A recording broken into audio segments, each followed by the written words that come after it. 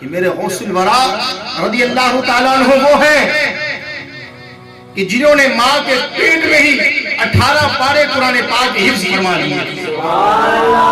آپ کی والدہ محترمہ رضی اللہ تعالیٰ عنہ آپ چکی جب پیسا کرتی تو چکی پیسنے کے دوران آپ قرآن پڑھا کرتی تھی. جب آپ کی عمر آپ رحمت اللہ تعالیٰ علیہ کی عمر 5 سال ہوئی تو بسم اللہ خوانی کے لیے بلایا گیا. قاری صاحب آئیے ہمارے بیٹے کو بسم اللہ شریف پڑھائیے. تو جب قاری صاحب نے بسم اللہ شریف پڑھنے کا کہا تو غوث پاک رضی اللہ تعالیٰ عنہ نے 18 پارے زبانی سنا دیے. قاری صاحب کہتے ہیں بیٹا آگے بھی پڑھیے.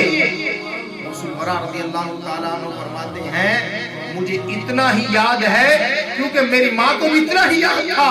دراصل میں اپنی ماں کے پیٹ میں موجود تھا.